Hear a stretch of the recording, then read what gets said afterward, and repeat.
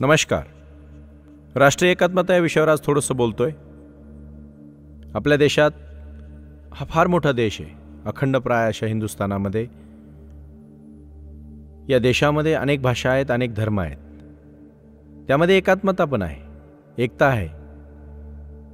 ती नसेल तर कोणी काही त्यात तेढ निर्माण करते पहा, आणि ती तेढ जी असते ती मनोभावे पटत नाही. यावर आपापल्या प्रत्येकाने विचार केला पाहिजे. सर्वांना तहान लागते, भूक लागते, झोप लागते. सर्वांपुढे असणारे अभ्यास विषय समान आहेत. गणित, भूमिती, विज्ञान हे सर्वत्र शिकवलं जातं. महाराष्ट्रात असेल, मध्य प्रदेशमध्ये असेल, दिल्लीमध्ये असेल. ते काही भाषा किंवा ते वेगळं नाही आहे. हां, समजण्याची, कदाचित समजून देण्याची किंवा समजून घेण्याची पद्धत वेगळी असेल, त्यामध्ये ते मांडण्याची एखादी भाषा वेगळी असेल, परंतु अर्थ तोच आहे. पायथागोरसचा सिद्धांत जो पुण्यामध्ये आहे तो सिद्धांत दिल्लीमध्ये आहे, किंवा एखाद्या भूमितीचे जे काही प्रमेय आहेत ते जे यूपीमध्ये आहेत तेच पंजाबमध्ये आहेत. मग ही एवढी एकात्मता असताना, एवढं काही सर्वसारखं असताना माणसं भांडतात का? शरीरविज्ञानाचा विचार करा, तेही सारखंच आहे. स्वाभाविक अंगाचा विचार केला तर ते सर्वांनी एक व्हावे, एकात्म जीवन अनुभवावे, असे बरेच काय असते पहा. भाषा, धर्म, जाती या पलीकडे असणारी स्वाभाविक राष्ट्रीय एकात्मता असू शकते. या एकात्मतेचा विचार स्वीकारण्याची मानसिकता प्रत्येक व्यक्तीच्या ठायी प्रगट होऊ शकते. तसा प्रयत्न घराघरात, शाळामध्ये आणि सार्वजनिक संस्थात झाला पाहिजे. अलीकडे तर तो फार मोठा प्रश्न निर्माण झालेला आहे. राष्ट्रीय एकात्मता, लोकशाही, संविधान याचं संवर्धन झालं पाहिजे, अशी अनेक लोकांची चर्चा चालू आहे.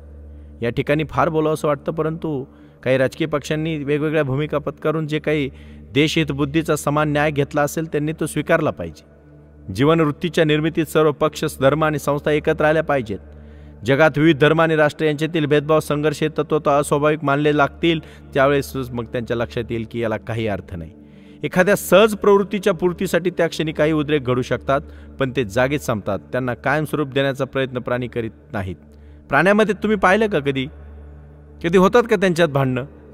आणि एक लक्षात घ्या, मग माणसाने का भांडायचं? माणूस म्हणून जगण्याचा हक्क आणि स्वातंत्र्य ही तत्वे सर्वांनी मान्य केली आणि विविधता हे देशाचं वैशिष्ट्य आहे हे स्वीकारलं तर राष्ट्रीय एकात्मता आपोआप निर्माण होईल.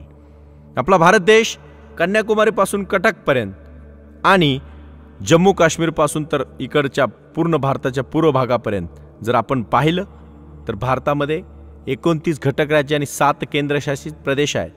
प्रत्येक राज्याची भाषा वेगळी आहे, परंतु माणसामध्ये प्रेम आहे. भारत आणि इंडिया म्हणलं की प्रत्येकाची छाती फुगून येते. आणि एवढा आनंद, एवढा देश विविधतेने नटलेला देश आहे. म्हणून राष्ट्रीय एकात्मता टिकवा. देश हा आनंदाने, आपला देश समाजामध्ये प्रगती करेल, महासत्ता होईल, याकडे वाटचाल करेल, याकडे पहा. एवढं बोलतो आणि थांबतो. धन्यवाद.